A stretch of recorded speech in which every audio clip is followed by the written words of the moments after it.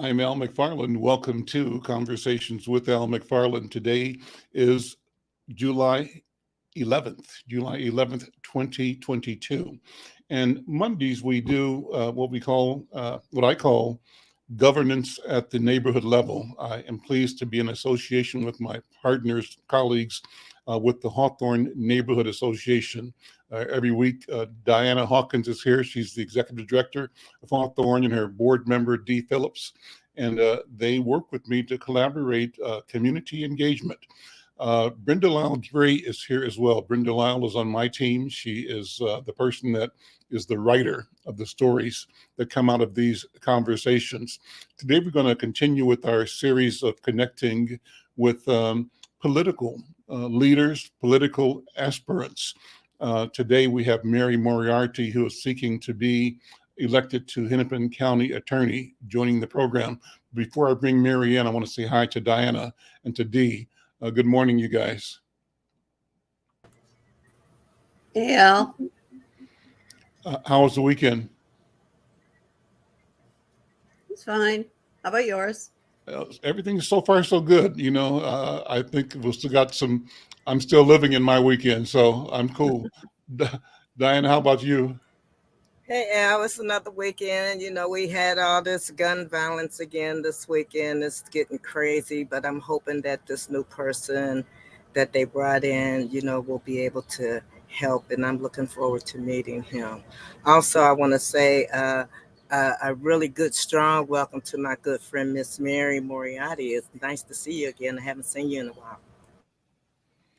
Great. Well, speaking of the violence, like last weekend, 4th of July weekend, unbelievable. I saw the news footage of people on 2nd Avenue, I think, or 2nd Street, downtown, and also on the Stone Arch Bridge area, driving fireworks battles. It looks like they were driving and hanging out the sides of their cars and lighting Roman candles at each other, and launching other fireworks and launching them against other cars and against buildings. And so people who live there put up with that from dark till 3 or 4 in the morning, as I understand it. Obviously dangerous, obviously unacceptable, obviously a big problem. And then aside from that, as you mentioned, Dawanna, there was the question of 8 people being shot a few blocks from there at an event, sort of an impromptu event, not a planned event, at Boom Island. And so, again, I think everybody is concerned and should be concerned. So, well, listen, let's go ahead and begin. Let me say hi to Brenda. Brenda, how you doing? I'm fine. How's everyone? Where's that pulse of the north side up there in the corner? Hi, Dawanna and Dee. Hi, Brenda. We're here. How are you today? Seeing you. I'm sorry to hear about the sadness, but it's all around.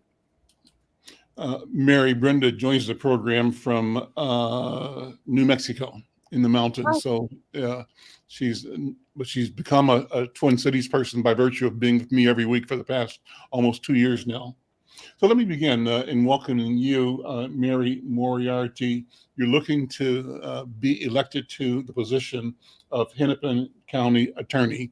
Let me have you introduce yourself and state your case, and we'll have a conversation about challenges, opportunities, vision, and how you see executing the job if you're selected for it by the voters of Hennepin County. First of all, thank you for inviting me to be here with you. And it's good to see you, Dawanna, and nice to meet you, Dee, and nice to meet you, Brenda. I hope you're somewhere near Santa Fe or in I am. I live in Santa Fe. It's gorgeous there. Been coming since I was 6 years old, Mary. It's beautiful there. Yeah, I completely understand why you would be there. So just a little bit about my background. I was a Hennepin County public defender for 31 years. For about the first 20 years, I tried criminal cases. And in doing that, I represented a lot of young people, a lot of young Black men, unfortunately. And I learned about their social histories. I learned about the trauma that they had suffered before they got into the system. And I understood that if we had intervened at some earlier time in their lives, they may not have been sitting next to me. I also watched how people who were harmed, who were victims, I was a victim of a violent crime myself, but I watched how they were treated by the system, which was not very well. I was chief public defender for 6 years, which means I had the opportunity to lead the second largest public law office in the state with 120 lawyers. So that gave me that opportunity to be a leader and a manager, and that kind of thing. I was also chair of the Behavioral Health Committee for 6 years in Hennepin County. My stepsister died of an accidental overdose. She had some mental health issues and then was on some medication and drank. And so that's been a particular issue of mine, concern about people who struggle with their mental health and also substance use. I would say the reason I'm running for Hennepin County attorney is after George Floyd was murdered, I thought that there was an opportunity for a racial reckoning, a reckoning about the system itself and how it had treated communities of color, the war on drugs, but also how we had not responded to violence in some of our neighborhoods in our communities, which was very harmful. And I've seen that opportunity slipping away a little bit because I see a focus on, once again, punishment as opposed to accountability. I've heard people talk about youth in ways that remind me of super predators. And I very much believe that we can have accountability, that we do need to have public safety, but public safety has to be for everyone in our community. For instance, like it was, sometime not too long ago that a person was carjacked in the parking lot of Lunds and Byerly's at 50th in France. And I watched the reaction to that. And I thought of the reaction compared to when 3 Black children were shot in the head last year. And I saw a big difference there. And we need to care about all of our children. We need to care about all of the people in our community, not just people who are doing well. We need to be able to confront systemic racism, all of those things. And so that's why I'm running to be county attorney. I love talking about this stuff and I could go on forever, but I want to stop because I'm sure you have questions as well. So thank you for allowing me to be here. Well, thank you for the introduction. And I want you to continue, actually. I want you to walk us through your platform, your priorities. So you've listed them on your website.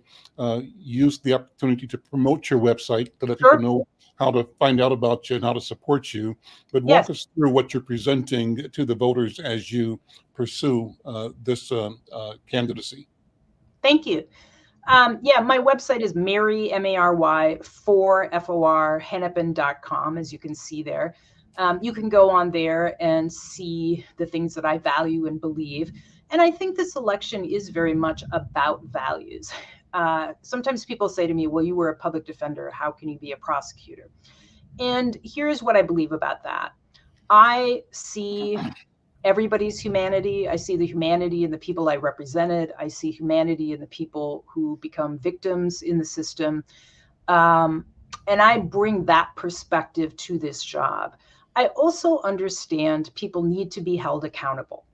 And I understand that accountability can be very different than punishment. And what we have focused on is punishment. I also believe very much in approaching substance use, which is a huge problem in many of our communities from a public health perspective. And just to give you an example, many times, and I dealt with this, the county attorney's office charges low-level drug crimes, and then people are told not to use drugs. And then they use drugs and then they go, they're incarcerated. Then that's not helping them recover, because recovery is sometimes 1 step forward and 2 steps back.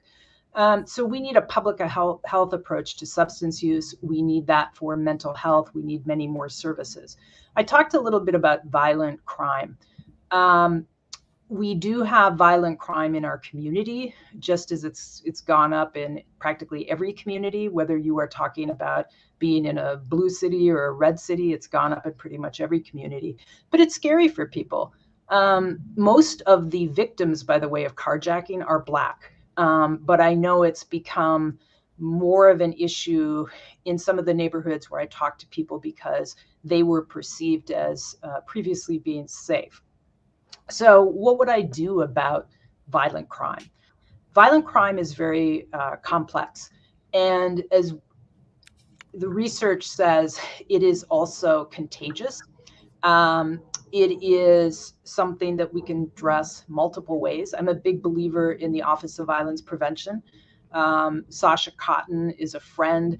I have listened and looked at the research that they have done and that they used, and she's now left us, and actually she's out in Washington, D.C. today, and she's going to take over a very prestigious Office of Violence Prevention program that's national, but she's going to continue to help us. So violence prevention has to do with a lot of different facets of the community. It has to do with intervening before violence happens.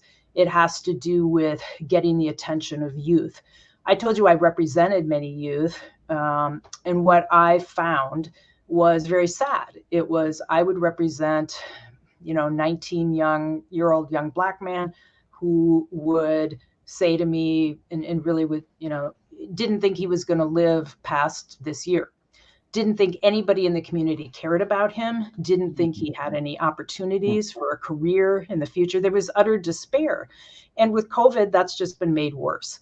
There's nothing for our youth to do. When youth get into the system, we really have failed them. We don't have programming that they need. And by that, I mean therapy for trauma, mental health, substance use, other issues, job training, support, that kind of thing. Instead, they're thrown into incarceration. Some of them are what we call certified as adults and sent to adult prison.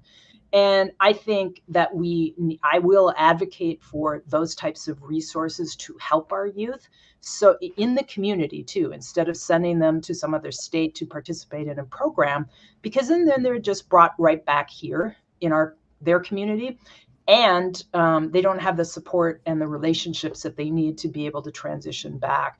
So I will be a big advocate for adding resources to address the trauma and all of the other problems that many of our youth bring with them. I talked about more about violence prevention as well. That's got to be intervention after violence has happened.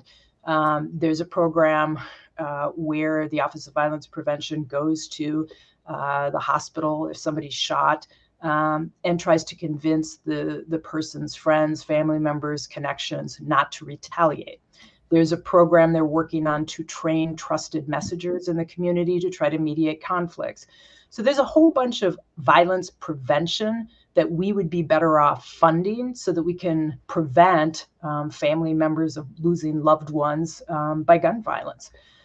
As prosecutor, though, I am responsible for the public safety of the community. And what does that mean? That means that I have to hold accountable people who commit violent crimes.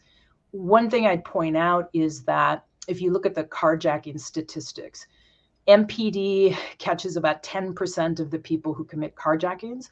Countywide, it's about 24%. And the problem there is the county attorney can only hold that 10% accountable or that 24% accountable.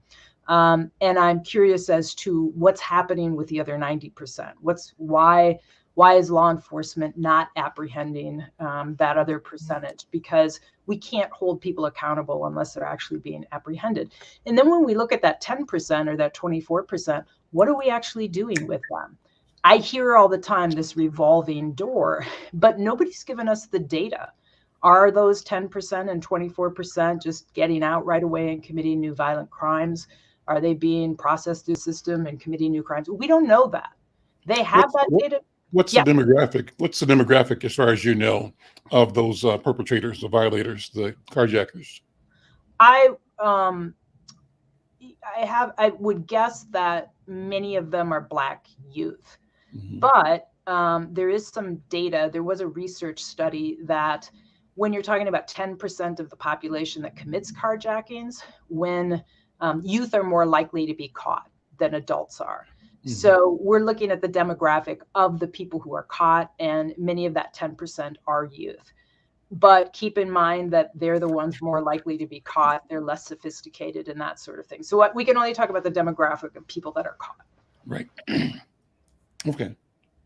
Yeah, I interrupted you. I was curious as to how that group is showing up in the community. Is it a function of the traditional youth gangs? For example, in North Minneapolis, they used to have the Bloods and the Crips and the other gang names. It's like a lifetime ago, it seems, but now they have the highs and the lows. That's the language I've heard for the lower part of the district and the upper addresses. So how is it youth gang activity or simply young bad actors?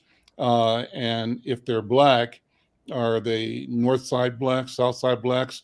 Are they African American? Are they Afro Latino? Are they East African, West African, the immigrant?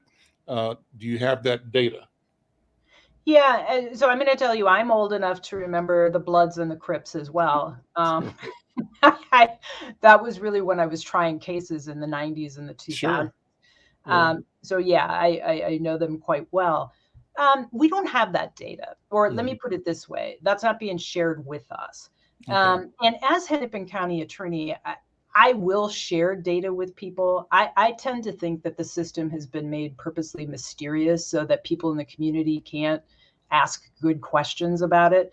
One of my goals, some people may have seen me give commentary on the Chauvin trial, and my goal there was to try to make it really understandable for people so that they could ask questions like, why do you do things this way? And I think that's equally important of the next county attorney, and to be accessible to the community and to be talking about data.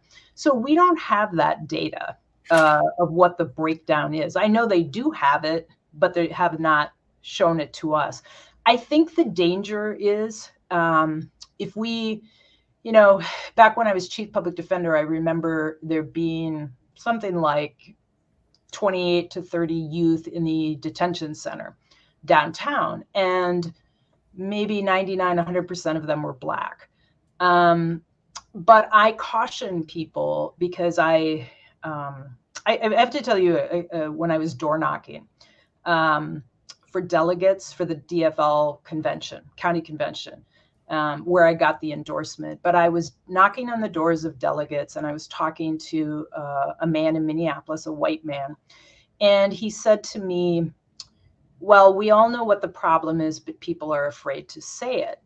And I was looking at him, and he went on to tell me that in his view, the problem was, and this is a quote, feral Black youth, which is horrific, reprehensible, a racist comment.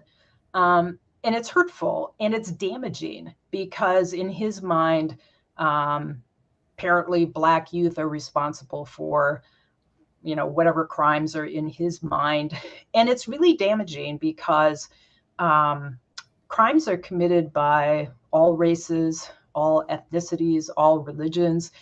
And I often think about what it's like for a young or a Black youth, Somali youth, a youth of color, to know that people in the community perceive them to be dangerous. It perpetuates stereotypes, harmful stereotypes. And it's so I caution people not to think in terms of it's these people who are committing this crime, because I think that's incredibly dangerous. It's also not accurate. So what I would suggest actually is that we be looking at what are the needs of the people who come into the system and how can we keep the community safe. There's so many reasons why people commit crime. Those have been documented and studied. What we haven't done well is really focus on how do we keep people from coming back while at the same time keeping the community safe. And what we've done for decades is to fall back on let's come up with the longest sentences possible and send people away to prison.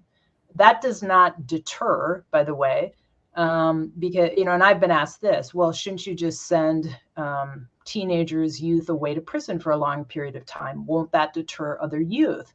And my answer to that is absolutely not. It certainly incapacitates or deters that particular youth.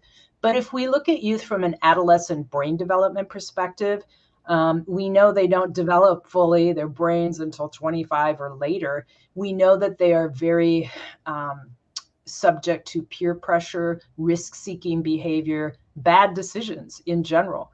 And if we approach them from that perspective, they don't think, well, if I steal this car, I will then go to prison for a period of time. That is just not how you think. And so we have to approach them in different ways.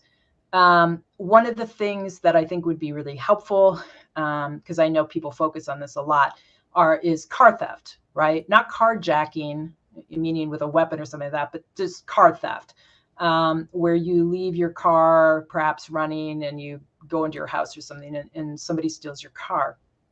What I have heard a number of times from people I know who do juvenile work right now is that those youth are not kept in detention. So youth, if you're under 18, you're not entitled to bail. It's just detention or no detention. And so those youth are not typically detained unless they pick up a violent crime or multiple motor theft crimes. What's happening is that they are not getting the services that they need for months because of a policy of the county attorney's office not to allow them to go to those programs and services until their case is fully resolved. And in part because of COVID, there's a big backlog of cases and it takes months for their cases to be resolved.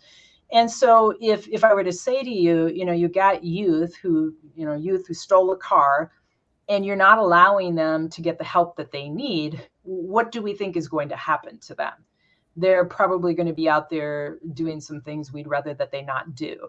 As county attorney, what I will do is make sure that they get the resources much more quickly. I don't think, if you have a chargeable case, it's not necessary that the youth's case is resolved. As county attorney, I can say, you know what, youth, I want you to get the help you need. And anything that you say to that program is not going to be used against you in future prosecution. That's a really easy thing to do to allow youth to get the help that they need. Let me jump in and just sort of explore deeply some of the things you've touched on.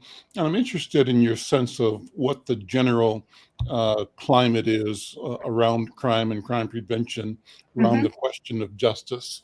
And I will condition that concern, that question, with what I call an Al McFarlane-ism. I often complain that too often we get the misery, they get the money. Yes. What do you mean, Al McFarlane? Black people get to have and own and stay in misery. White people make the money off of Black people's misery. That white people are in fact incentivized to create and maintain systems that almost guarantee that Black behavior is criminalized, and that is also showing up where similar white behavior is understood, dealt with, treated, responded to. But when this behavior shows up in and among Black people, Black youth in particular, it's criminal, and the full force of the law is advanced. If not that, as you just said, I appreciate your saying it, there is an inability to connect the need for resources because of systemic or process issues. Whereas if there was a different understanding of and valuation or valuing of Black lives, that would be a no-brainer. People would automatically go to resources that are restorative, supportive, and healing. And that part of the problem is that those resources that exist in the Black community are ignored, not believed, not utilized. And white people will wait until white people can be in position to make the money of providing the service before the service is considered valid. If a Black agency, if a Turning Point, for example, comes up with culturally specific responses and treatments for Blacks who are in need of chemical dependency services, that is questioned. But white agencies doing the same work are not questioned about what they do and what they can do, and about what they need, the millions they need to provide answers to the community. So there's a systemic bias towards keeping white people employed, managing Black people in misery, rather than investing in both properly addressing and solving, eliminating the misery, but in the process enabling Black communities to be healed and healing. So I'll quit with this thought. I wrote a piece a dozen years ago called Black Crime, Black Punishment. And the idea was that if the society is portraying our people as the source of crime, then we have to also be portrayed and allowed to be the source of healing, of solutions, meaning the cops should be Black, the prosecutors Black, the judges Black, the jailers Black, the people with the food contracts in the jail Black, the people who build the jails Black, the location of the jail in the Black community, the landscaper Black. So there is economy. And so you and I know that, when they build prisons and site them in God knows where in rural Minnesota, those sightings end up being economies for an entire community of people that for generations make their living supporting the incarceration of people from my neighborhood where I am right now in North Minneapolis. That's my lecture. You can take any of that you want to, Mary, and talk about it, respond to it. The general response has to be, what is the environment? What is the climate? And where do you see us going? You're DFL endorsed, but there is a voice out there that's repressive, regressive, and that wants retribution. Maybe that's the person you talked about. And I fear that that is going to be a major problem for our society and our people. Go ahead. Yes, you did say a lot there, and I agree. So I'm going to take a step back and say that I've done a lot of teaching of public defenders and training of public defenders in Alabama, Mississippi, Georgia, you name it. And I have observed, when I give presentations on race, and I always ask my audience, where do you think are the two most difficult places to talk about race in this country? And people say to me, Alabama, Georgia, something like that. And I always say, no, it's Seattle and Minneapolis.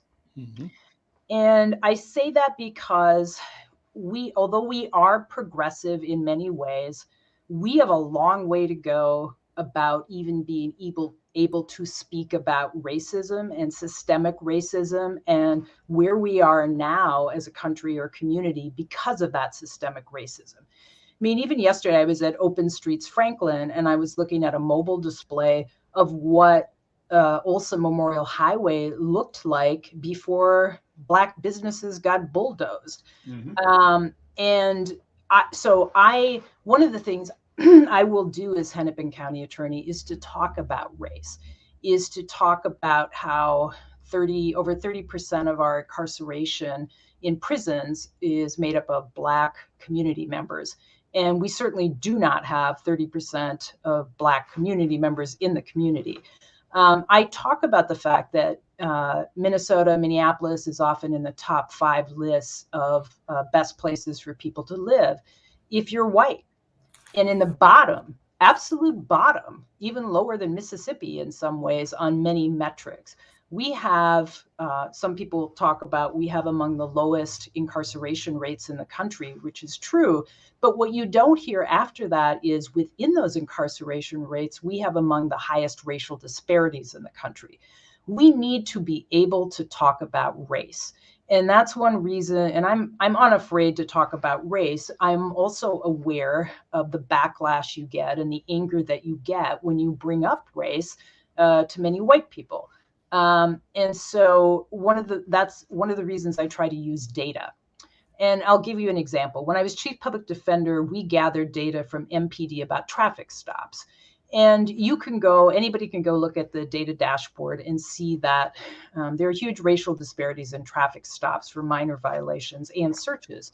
What you couldn't see were questions I was getting asked and statements that people were making, like, well, it's a good use of resources because we're getting guns off the street, or Unfortunately, people would say to me, Black people have more contraband than white people. And so we asked for additional data and got a 19,000 line spreadsheet from MPD. We crunched the numbers, and here's what we found. When Black people are stopped for equipment violations or minor traffic violations and they are searched, MPD finds guns in less than 0.5% of the cases. Now, to me, that's not a good use of resources. And I tend to look at it as that means 99.5% of Black drivers were stopped for some minor offense and searched. And I can't even imagine the trauma that goes along with that search. And they had nothing. We also found that white people had slightly higher rates of contraband, which was no surprise to people who look at data. So, you can put out that data, and when you just say racial disparities, people can say, oh, we're not racist, we don't have that intention. But when you look at the actual reality of what happens, it's hard to ignore. And it's easier to say, you know what, let's just focus on the impact that we are having on the community here. And so that's one of the reasons I try to talk about data. We are not going to get out.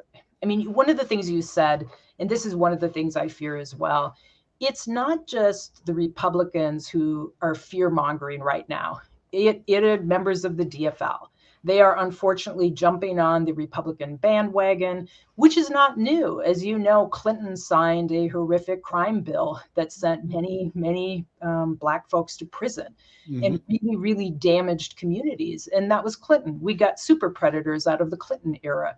So this has been a bipartisan issue of criminalizing Black behavior, that white similar behavior is never criminalized. So that's a problem. And we cannot go back to a system or perpetuate that system, or we're going to be right where we are now. And so that's why I talk a lot about how we're never going to have public safety unless we have reform. We're never going to have or reduce racial disparities unless we have reform. We're never going to have a fairer system unless we have reform. And I could go on and on because you said a number of amazing things that I agree with. I'm going to jump in. There's an excellent book by James Foreman Jr. called Locking Up Our Own. He's James Foreman Sr.'s one of the founders of SNCC, and he won a Pulitzer Prize for that book. And he was a public defender for a while in Washington, D.C. And he talked about what were the politics there, and what did it mean to have Black police officers? One of the things that I found fascinating and would never have guessed was this. The Attorney General in DC at the time, and this was when murders had gone way up in DC, proposed stop and frisk. And he was very vocal, publicly saying, we are going to stop and frisk young Black men. I mean, it was out there. That's what we're going to do. And guess who that Attorney General was? Eric Holder. And so, yeah, I mean, I was shocked by it. I believe Black voices are incredibly important. And one of the things that I have been doing, I was doing as chief public defender, was to be in the community to ask people, what do you think of the public defender's office? What do you want from us? Because I knew that there was mistrust in the community. We have to listen to the voices of lived experience. And I try very hard to do that. I was door knocking in North Minneapolis yesterday, and I was listening to people, what they wanted in the next county attorney. We also have to understand that, for instance, one of the things that James Foreman pointed out was that there had been, they recruited a number of Black officers. And what they found was that the Black officers were actually, behavior was a little worse sometimes than white officers, because they were angry at Black folks who were committing crime. So it's a complicated topic. But I think you're right. We need to listen to the voices in the community.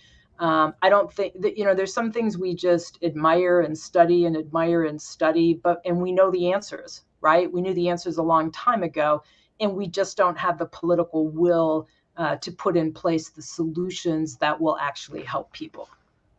Let me ask you to jump into the question, your policies or thoughts on the challenges of immigration. Mhm. And that's tied to the general omnibus statement I made earlier, because as often as not, immigrants are pitted against African Americans. Mhm. African Americans often will see or say or feel like that the promises that had been made to them will now be delayed further, because the country decides that it has to take care of the Ukrainians, or take care of the Afghanis, or take care of the Somalis, or take care of the Latinos. All of these people that present with crises, and with urgency, and the crises and urgencies are real. We understand that, but the institutional response to Black people is, you have to wait. You have to wait. You have to wait for jobs. You have to wait for livable wages, wait for better schools, wait for policies that specifically address the inequities you've experienced. And too often, Mary, we talk about this question of disparities, and whites find it comfortable to say, well, Black people that run programs haven't done this or haven't done that, or they make it difficult for funding to flow to community-based solutions. Mhm. But nobody says to the Hennepin County Attorney's Office or the Mayor's Office, your system has been in charge for the past 100 years, Right. and this is what we got. Mhm. And so the problem is not what's not working in my community. The problem is what's not working in your community. And the real question is whether you intend for solutions, or are you simply playing the game, three-card Molly, that is a shell game that keeps Yep. white people in power and Black people on the margin. So Mhm. part of that dynamic, the feeling of it in the Black community, is that we often are being pushed back, pushed away from the opportunity and a seat at the table, room being made for newer people, and often at our expense. What do you think about that? And I've what's your seen that. general sense about the dynamic of um, of immigration in this marketplace? Yeah, I've seen that happen over and over again, where Black people, if they get a position at the table, are tokenized, not listened to. I've seen that happen over and over. I saw that in Hennepin County. I've seen it in the city, and I think you're absolutely right.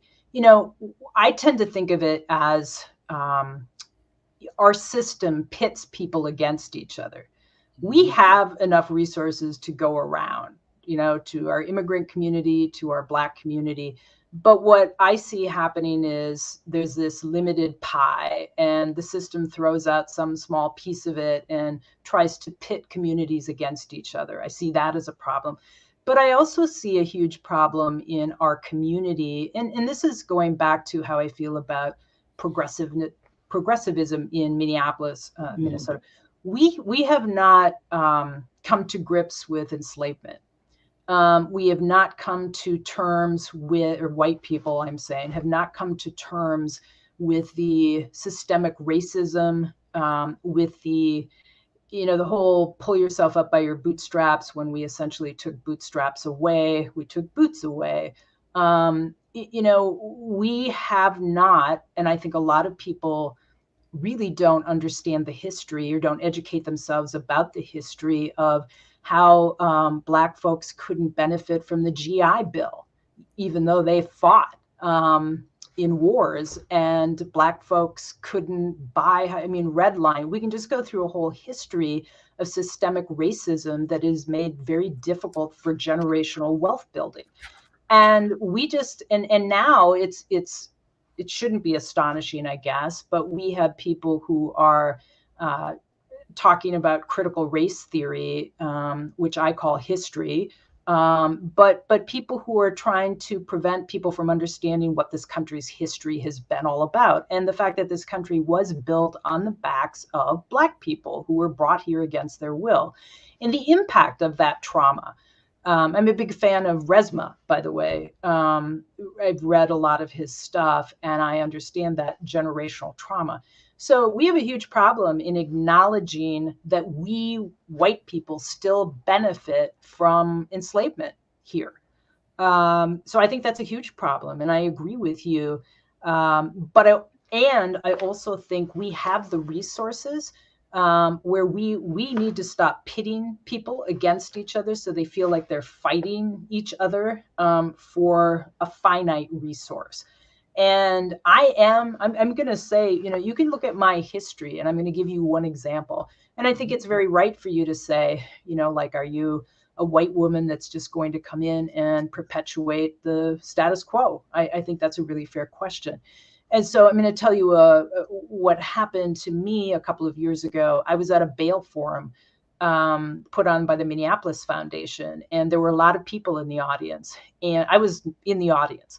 And there was a panel with a white prosecutor who, and this was pretrial, this was bail, right? And he kept referring to people held pretrial as thugs over and over and over. And I was sitting at a table with a couple of friends, including 2 Black women friends who were across the table from me. And everybody started, what happens when you're at an event and something happens and people start looking around and people start talking, and people were looking around like, what's going on? Is somebody going to say something? And my friend, one of my Black women friends, looked at me and said, "You got your people."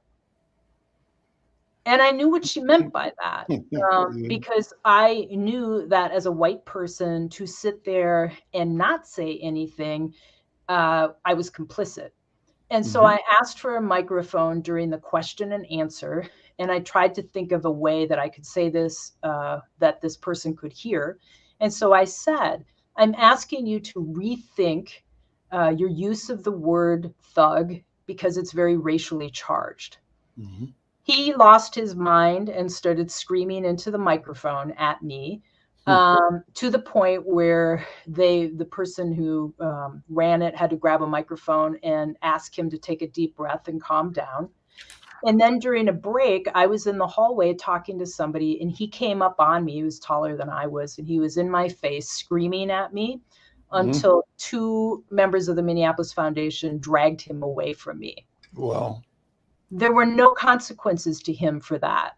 I was accused of calling a quote unquote justice partner a racist in public.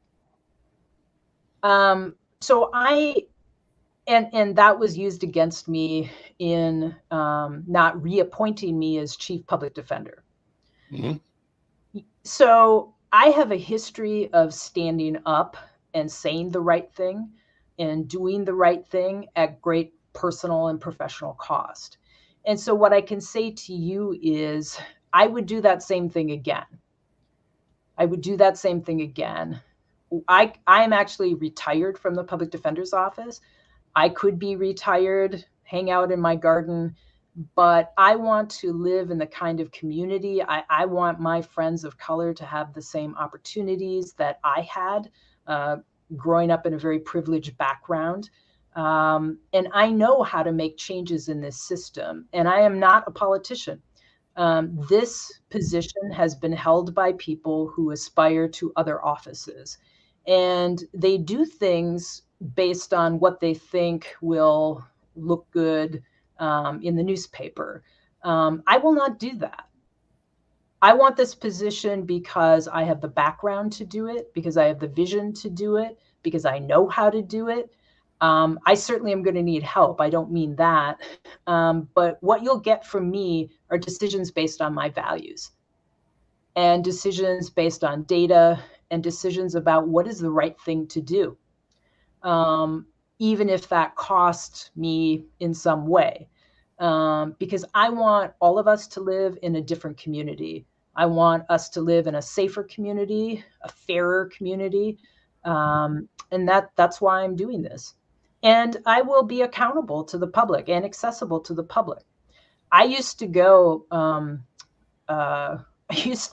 so there's an organization called Inner Hero that used to put on panels, and I would go primarily in North Minneapolis with Chief Arredondo and sit at a table for 2.5 hours, and people from the community could just come and ask us questions. We didn't have any agenda, and people would come in and they would say, well, you're a bunch of public pretenders and things like that. I did not take that personally. I understood why people in the community did not trust our office. I clearly understand why people don't trust the system, because the system has harmed them over and over and over. The system hasn't listened to their voices. I think that's why we find ourselves in these times, because the system perpetuates itself and might do a few things around the edges of reform, but really not anything about structural reform. And that's what I intend to do. What's the connection between abortion rights and police accountability? And I throw those out because I think they represent the climate. What do you think? Yeah, actually, I'll talk about police accountability first. One thing that people didn't see from necessarily notice, I should say, because it was kind of in the midst of a lot of other things in the human rights report, was that prosecutors were having a hard time prosecuting cases because of the behavior of police. And so it's imperative to be able to prosecute violent crimes that police do a good job, that they investigate a case. I have an advantage being a public defender, having watched body cam and video and police behavior for years. I've worked with police. There are good police. There are some police that should not be on the force. 7 years ago, the MPD was participating in Obama's national initiative. They were one of 6 departments to participate. And I was one of, so I tried to invite myself to go to their procedural justice training. And at the time, Chief Harto was chief, and she did not want me to go. But Rondo was assistant chief, and he got me in. So it was me and 20 cops one Saturday, because I truly wanted to understand what they were doing and kind of assess whether this worked. And we were at 3 tables, and there was a lieutenant sitting at the same table I was at. He was the highest ranking officer. And he said, and this is a quote, right before we started, "This is fucking bullshit and a fucking waste of my fucking time." Oh. And I was like, whoa, well, this ought to be an interesting day. And he tried to sabotage every small table exercise we were assigned to do. But what was fascinating was at the end of the day, the facilitators said to all of the police, "What are your goals for the next year?" And this lieutenant stood up and he said, "I want to maintain the warrior mentality because that's why I became a cop." And I thought, okay, so here's a huge cultural issue. This guy and sergeants, those mid-level supervisors, are the people who are seeing lying behavior. Lying cop behavior, not lying, but what the cops actually do out on the street. Mm-hmm. And unless they are going to hold police accountable, it just isn't going to happen. And it's sometimes hard for leadership to do that because they don't always know what's happening. But what a prosecutor can do, and what I will do, is be looking at video, because prosecutors see more of it than police leadership. And when we see violations of policy, both big and small, share that with police leadership. For instance, I saw a video of a young 19-year-old Black man being arrested on an obstruction charge. And he was being driven downtown by 2 white cops. And at some point, his father had interacted with the police. And so one of the cops says to him, "Your dad seems like a really nice guy. Why are you such a dumbass?" And then a couple of minutes later, one of the cops says, "You need to read better books on slavery. You don't understand history." And I was just thinking, what is wrong with you? And I'm pretty sure police leadership never saw that. So as county attorney, I will make sure that they see it. And here's why I think that's important. That was a policy violation, kind of a small one, but there needed to be a conversation. There needed to be documentation of that. And that is how we could nip the next Chauvin in the bud, right? Chauvin had a number of complaints. He started someplace with that kind of behavior. And if we can put a stop to it with the help of prosecutors, I think we can nip that in the bud. And if police officers are lying under oath in court, or they're engaging in abusive patterns of behavior, the county attorney can choose not to call them as witnesses. And that's within the power of the prosecutor. What I have heard loud and clear, and I know that there's a divide, it's, no community is a monolith. The Black community is not a monolith. What I have heard over and over is we want police, but we want to be treated respectfully by the police. And, there are people in the Black community who want police to go away as well. I don't mean to minimize that, but when you are in the midst of gun violence and you've had numerous children shot, and you can't go out of your house for fear of bullets flying, or you're afraid bullets are going to fly into your house, we need a response to that. And we need a respectful, good response to that. And we need good investigation, because as county attorney, I can't prosecute cases well unless they're investigated well. And so I don't know people in the Black community that want police to go away. I know a lot of people that want bad cops to go away. Yes. The people I know and talk to and live with and live around understand the value, appreciate the value of effective public service by people who are sworn officers, who are law enforcement officers, and want to believe in and engage in the most positive ways possible with those men and women in the belief that their presence and their mission is critical to our personal and neighborhood safety. But we also know that there has been systemic abuse of power by sick individuals, number one, but systemic support by the selection and the apologizing or the allowing of demented behavior of individuals to continue unabated. And that's why many of us are celebrating the successful lawsuits against cities and counties with the idea that white people understand money. And if it costs them enough for a long enough time, they'll say, this is not going to work. It's not sustainable. And so, we're glad that we're in the arena of technology that allows all of us to show the world what we've all known, what we've seen, but that white people have been able to deny and cast as one of, when we know that this is the pattern in practice. So the moment of reckoning is at hand, I believe, and I think we're moving in the right direction. We got about 3 minutes or so to pivot to abortion rights. Oh, sure. And the point, Mary, is that I'm looking for, and I'm appreciating your responses, number one, but your assessment of the condition of the community, of our society, of our country, and how this is one of the bellwether issues, how our country will respect freedom, the rights, and protect individuals, in this case, women. What are your thoughts?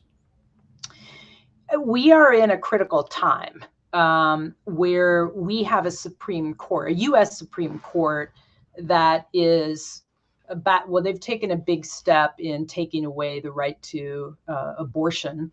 But the right to abortion was based on a right to privacy, and there are a bunch of other individual rights that are based on that.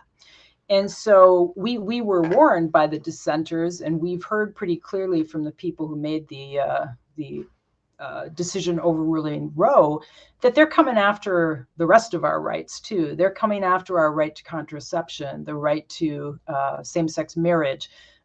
They came up with a decision that pretty much gutted the Miranda decision. And I think that kind of went under the radar because of the other major decisions. So our right to be safe in our homes from search and seizure, all of those kinds of rights, and I would say except the Second Amendment, are under attack. And so the county attorney plays a big role in this. our Supreme Court has interpreted our own Minnesota Constitution to protect abortion, but that could change if our justices get challenged in elections, if we've got a Republican governor. And so as county attorney, I will make sure I will not prosecute anyone for seeking reproductive health. I will not prosecute anybody who comes here from another state. I have Keith Ellison's endorsement, Attorney General Keith Ellison's endorsement, and he and I have talked about, and we both take the position that if somebody comes here from another state, we will not assist another state in having them go back to face any kind of prosecution or lawsuit. We will not comply if another state wants to subpoena witnesses in our state to go back and testify.